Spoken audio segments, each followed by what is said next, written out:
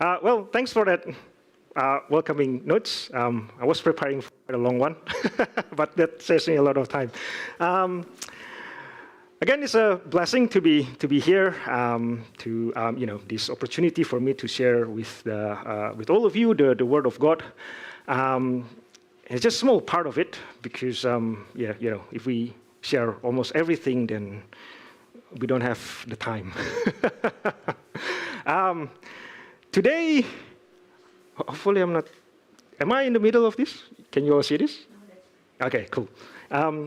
We all know this, yeah? This is quite straightforward. It's the 8th commandment. Who doesn't know about this? We all do? What is it? Can I hear something? I gotta cheat up there. You shall not steal. Now, this is quite a straightforward passage, to be honest, and Exodus 20:15 actually just contains one line. But this actually becomes a meta rule for us on how we live and how we actually build society. Now, before we go further, now that we know the 8th commandment that you shall not steal, I'd like to go and just, it doesn't change.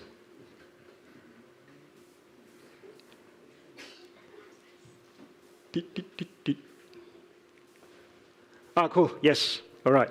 I'll just put a bit of a definitions up here for stealing, which is the actions or the offense of taking another person's property without permission, yeah? Or legal rights and without intending to return it. It's like a theft. Or the second one, which is also important, is not paying what one's owed. Okay? Now, this pretty basic. We all know this. But the reasons I want to share this is because of this next thing, which is what we call the fruits of one's labor. Now, as I've mentioned before, you shall not steal is very simple, but it is one of the fundamental of a functioning society. If we can all open up our Bible, hope you all get it ready. Let's open up in Leviticus 19, verse 11 to 18.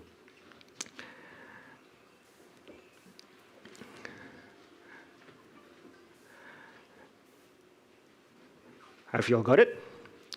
Leviticus 19, verse 11 to 18. Let me read it out for you.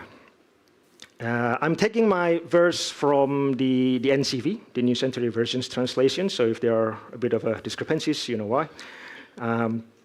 Verse 11, let me read it out for you. You must not steal, you must not cheat people, and you must not lie to each other. You must not make a false promise by my name, and you will show that you don't respect your God. I am the Lord. Verse 13, you must not cheat your neighbor or rob him. You must not keep a hired worker's salary all night until morning. You must not curse a deaf person or put something in front of a blind person to make him fall. But you must respect your God. I am the Lord.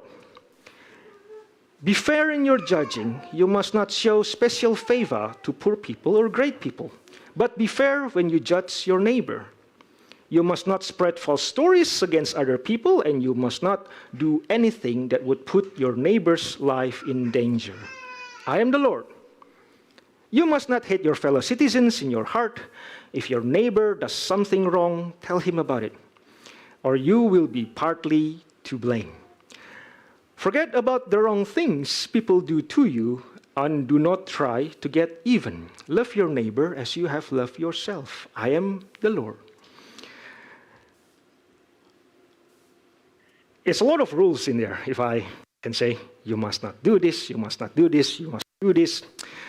But I think it's all kind of encapsulated, like these have a similar category of thought about you shall not steal. Now, a few words of notes in the version 12, that talks about you must not steal the glory of the Lord, which probably ties in more about to the you shall not bear the Lord's name in vain. So I'm going to put that verse aside because that probably deserves its own section. But let's focus on the rest of the verses here. Now it talks about something material. Well, maybe not material, but worldly. It's what we call rewards. Yeah.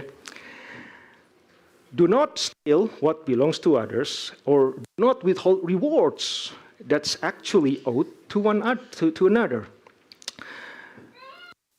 Withholding rewards, be it material or accolades or any other compensations, deserved by someone who had put in the hard work, is actually categorized as stealing. Now, have we thought about why God says you shall not steal? Let's consider an employee and employer's dynamic. Yeah? We work for someone, our boss, our managers. If we work hard and we don't get paid, what will we do? We complain, right? We complain. We probably report the managers to HR, sue them, which costs more money, which we don't have in the beginning.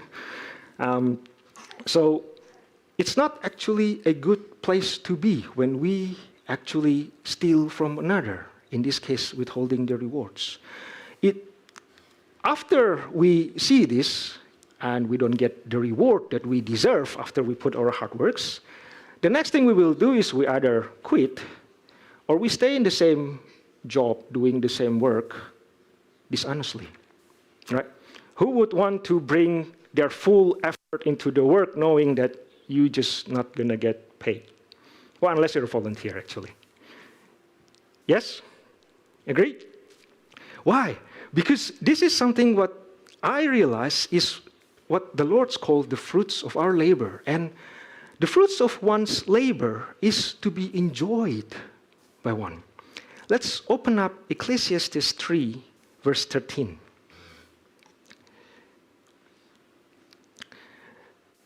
This is something that King Solomon writes, Ecclesiastes 3, verse 12 to 13. Let me read that again. King Solomon says here, I know that nothing is better for them than to rejoice and to do good in their lives, and also that every man should eat and drink and enjoy the good of his labor.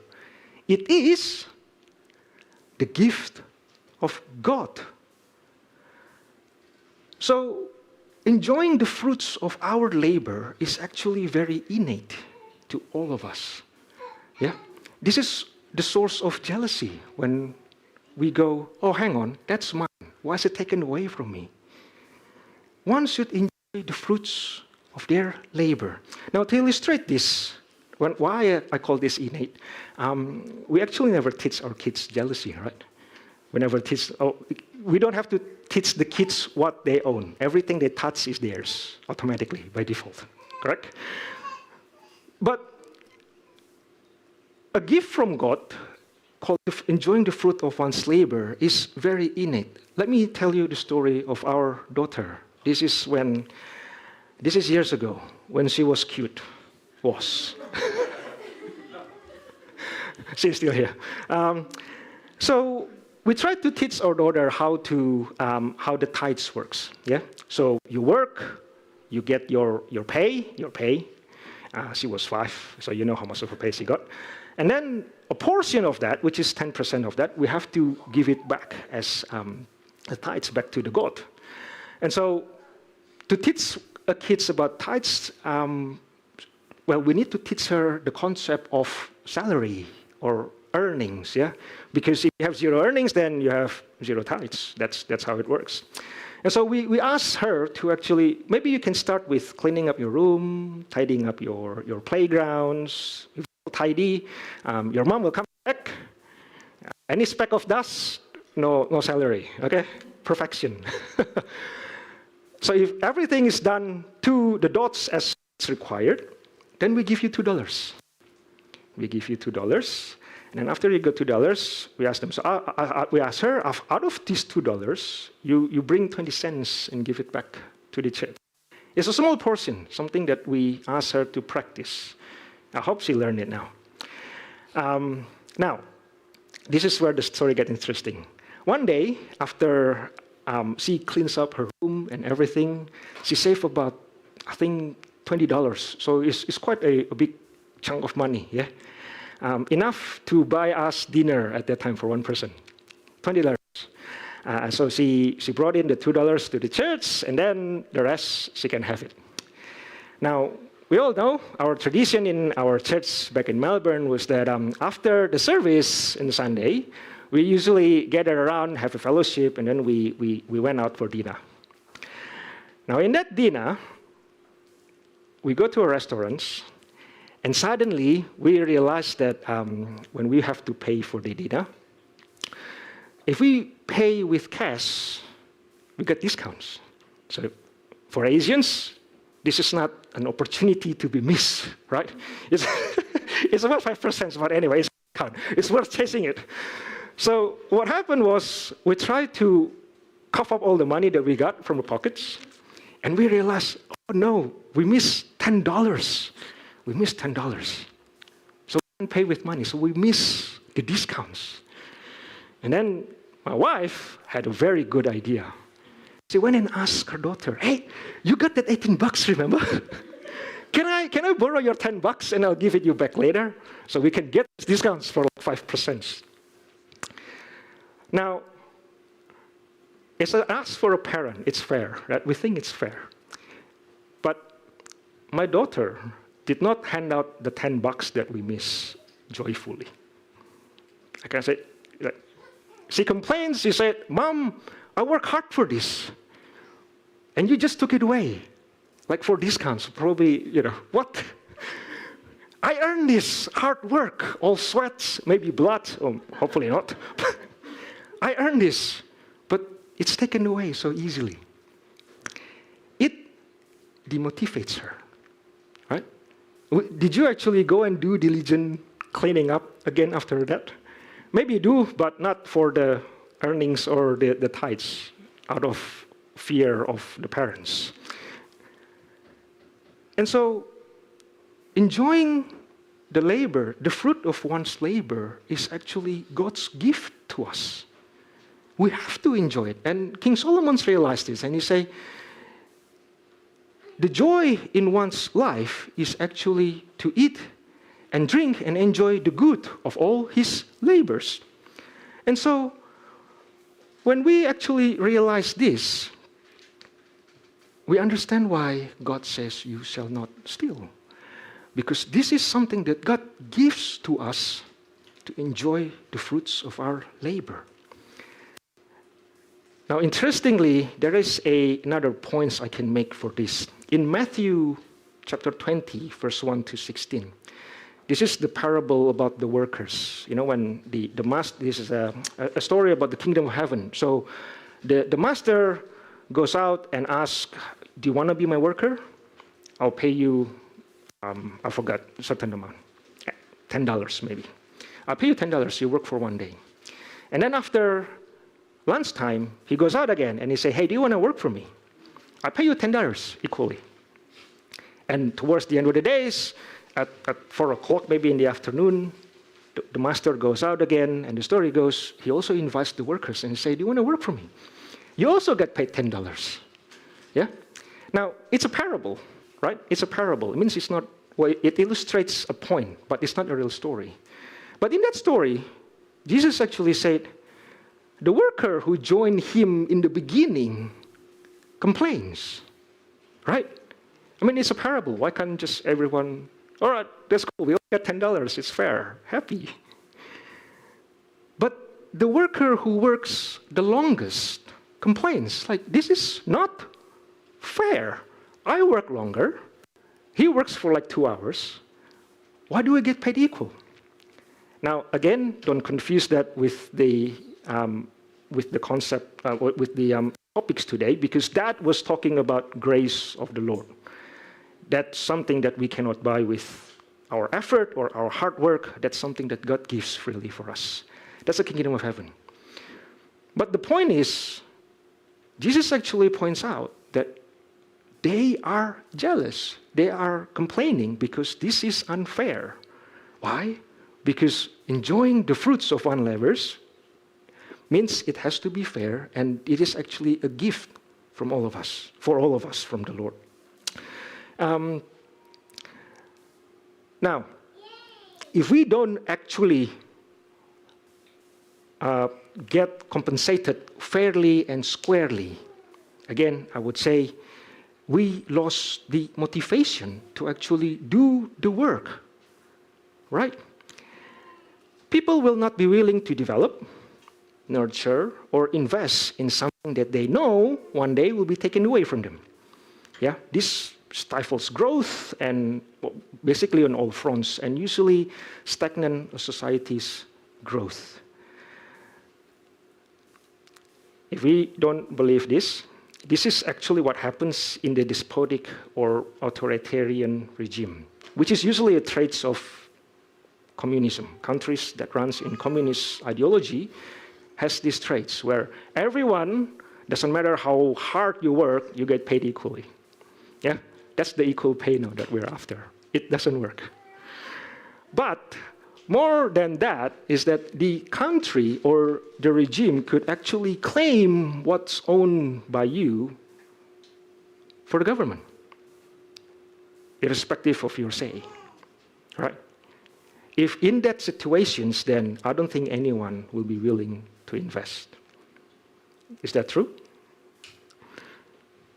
I got a story as well for this, which is quite interesting. This is a true story. Now, few years ago, after COVID, we all know the interest rates went up, right? We were struggling too. We go, everything went up. We have to find something that lowers the interest rate or any banks. So what we did is we called our broker and we asked him, hey, can you help us find a better interest rates or a bank that would provide one for us at least? Now, as usual, we all know the big four here. I work for one of them. There is this bank, the blue one, the red one, the yellow one, Power Rangers. It's all colorful. And then he said, but all of this probably give you about the same interest rate or something a bit higher. So we're not saving much, really. And so I throw the challenge back to my broker. Is this really the best that you can do? Now he said, well, yes and no, because I have another bank that you probably can offer you what you want. It's called the Bank of China. I know exactly what you're thinking exactly at this moment because that's what happened to me. You go like, really? Should I refinance to this provider? Like, what happens to my money? Right? That's exactly what went through your mind. Why? Because they will easily, or they can easily take away what belongs to us by their ideology, by their belief. Are you willing to invest in this bank? It's a hard question, right? So I told my broker, give me a few days. I need to think through this. But the point is there. If you are not guaranteed to be rewarded what you've worked for, you are less likely to give your all, right? Enjoying the fruits of one's labor. It's very important, and that's why God tells us, do not steal. You shall not steal. Now, if we move on to the next passage, this one I won't cover all of the stealing aspect of it because I'm sure some of these topics have been covered in the past or previously by other speakers. I just want to cover for verse 14 and maybe on the judgment, on the judging. So it's quite interesting in verse 14. It says, you must not curse a deaf person or put something in front of a blind person to make him fall. This is not actually stealing materially or stealing the compensation, but this is more like denying what we actually owed the other person, much like not paying the salary for your workers. This one talks about dignity. Yeah, we all know that if it's easier for us to have try to honor people's dignity when we can see their disability. If we can't see this disability, in the sense that we can, it's either internal or it's something that happens because they are not physically present, they're not just in time to be there, and then we actually do these things, we can actually steal their dignity. And that's not something that is not good. When we steal dignity from people, we exploit them. That's what happens in this case, right? If we take advantage of people's weakness, then it's called exploitation, which I'm sure by everyone's standard, that's not something good to happen. That's verse 14. Now, let me move on to the next chain in this trend of thoughts or this category, which is justice or fair. Yeah. I've asked this before, but I'll ask it again. Who here agrees that the harder the work, the higher the compensation is? Yeah? Everyone agrees? Of course, it is. This is also stealing if we don't actually compensate equally. Yeah? And interestingly, we all know currently in the news or in the culture, everyone fights for equal pay. I'm not saying don't compensate people equally, but compensate people accordingly to what they've put in the effort for. Otherwise, we're back to square one, just like the communism. Everyone works harder or less harder, and they all pay the same. So it's not actually a good end. But talking about fair, the next passage in verse 15 is actually talks about judgment or judging, or justice, actually. It's what the thing says. We should not deny people the justice we owe them. Yeah? We should not steal that judgment away. Except you are Christ, who can actually die for us on the cross and pay all of that. But if you don't deny the justice to the people that owed it. Now, this is something that we can actually observe from what happens in America, in the United States. We don't give people the proper judgment or justice when they steal. Yes? The news is, if you steal below $1,000, if I remember the laws correctly, you are let go with just a slap on your hands. There is no jail time, there is no penalty, no nothing. You just let go with a warning. What follows after this is that every shops that sell any items below $1,000 eventually close their doors. Why? Because people knows they're not gonna get punished accordingly. They will just steal. I could steal up to $999.99. I will still get away with it. And when the shop closed down, guess what? The first one that goes out is the grocery store. If you don't have grocery stores, where are you gonna get your supplies from? Maybe the next state, which is like about 2 hours drive. It's silly because that is the whole of the grocery store so close to our neighbors so that we can access it quite easily. You see, you shall not steal is a fundamental of a functioning society. When we steal, we devolve our society and it gets back to us. the pain now is bared by that society that suddenly has no groceries. It's painful. And people who actually work for that grocery store now lost their jobs because the groceries closed down their doors. It devolves. You shall not steal. Now, on the extreme case, and again, I don't know why it happens a lot in the United States, but it just happens. This illustrates the point so perfectly. In 2025, there is a Ukrainian refugee, a girl called Irina Zarutska.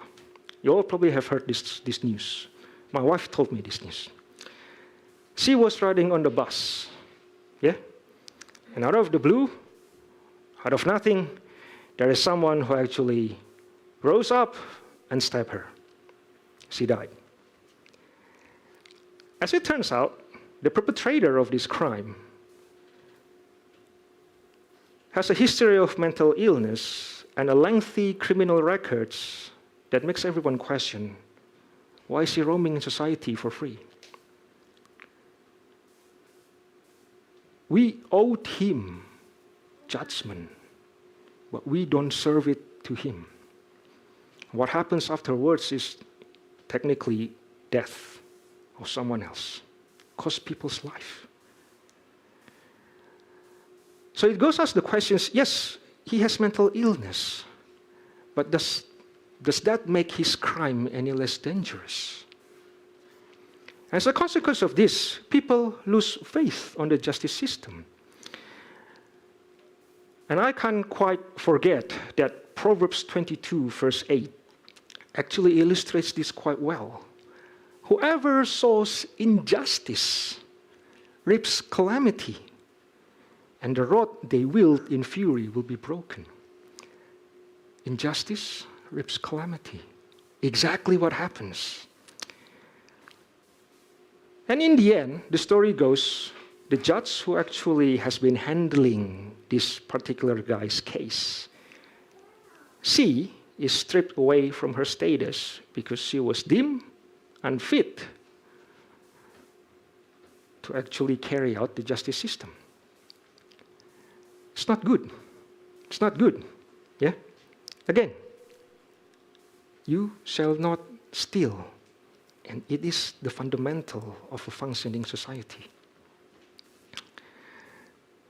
Now, after we've learned all this, there are more things to this. I think in the Leviticus passage, it also talks about you must not hate your fellow citizens, and it talks about you should not owe the forgiveness to the people that deserves it.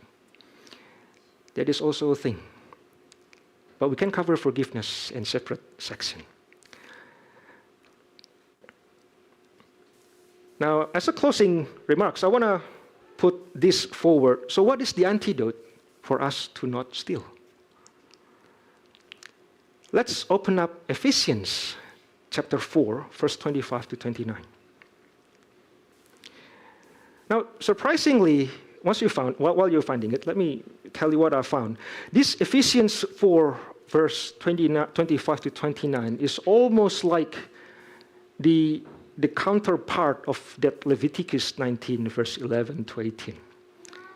If you have the bookmarks on the Leviticus 19, 11 to 18, we can go back to it and read it again. But I'll read you the Ephesians 4, 25 to 29.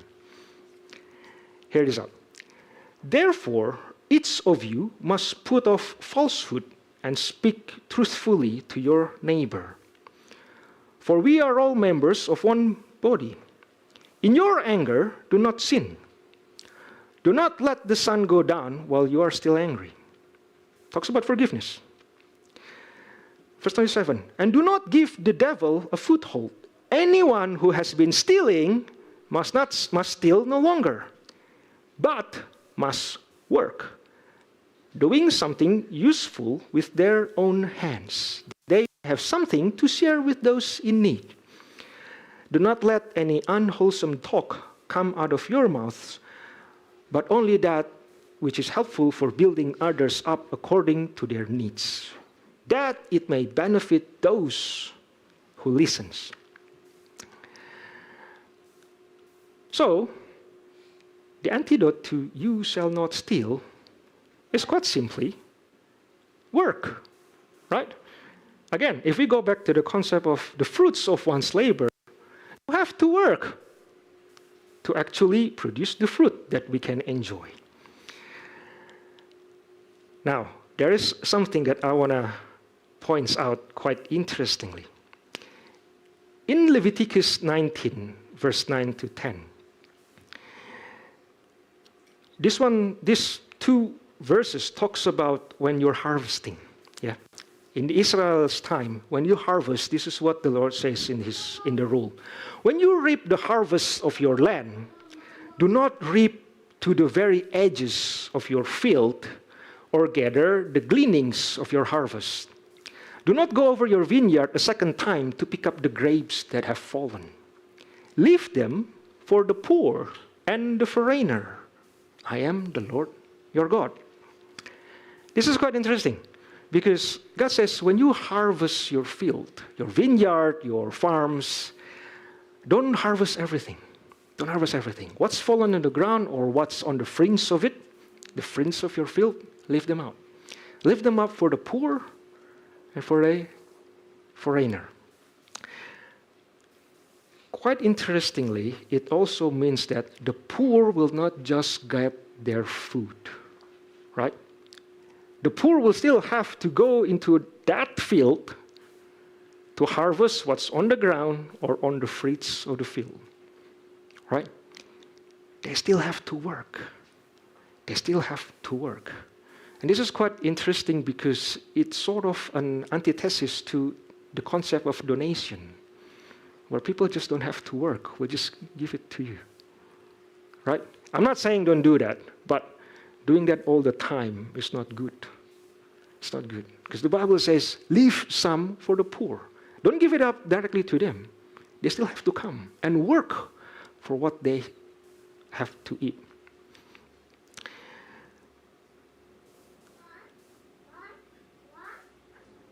2 Thessalonians chapter 3, verse 10 says that if anyone will not work, neither shall he eat.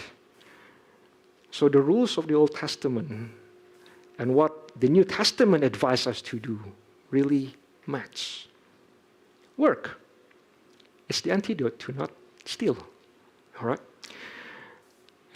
We all know this. If we work, then we earn something. We don't have to steal. But there's a catch to this work, the concept of the work. Let's open up Proverbs chapter 10, verse 4. It's quite simple. And it rhymes with that Thessalonians passage about if you don't work, you shall not eat. It says here, lazy hands make for poverty, but diligent hands bring wealth. Or, in other words, what we're saying is work until you bring wealth. Yes? Now, don't just think about wealth as a material wealth. Think about it materially as well, yes, but think about it as a wealth in the concept of abundance. Work until you have abundance in material, in skill, in knowledge, in character, in everything that you do. So that you have that wealth or abundance. Why? Sounds excessive, but not really. Because what you have in abundance is what you can share. Right? In Ephesians chapter 4, verse 28, the one that we just read, it says there, anyone who has been stealing must not steal no longer, but must work, doing something useful with their own hands, that they may have something to share with those in need. If we don't have something in abundance, we don't have something to share. Again, I'm not talking just materialistically. I'm talking about in our characters, in our skill, in everything that we do, and everything that we work hard for, that it may bear fruit. Work hard. So we have something in abundance that we can share with people. Because as it turns out, contributing to society takes a lot of hard work, right? You need to work to build something and you put it so that everyone can use it, but as well to criticize it. It takes a lot of courage and it takes a lot of work. But this is what keeps society functioning, or better yet, evolving. If nobody works, the gear of economy doesn't rotate, right? We're all just stuck here. We can't have convenience. We can't have school because no one will work hard enough to harvest or gain all the knowledge so that it can be passed down to the next generation. So, my closing remarks is, you shall not steal. Don't. But work hard instead, because that is what builds and leads us to a functioning society. With that, let's close in prayer.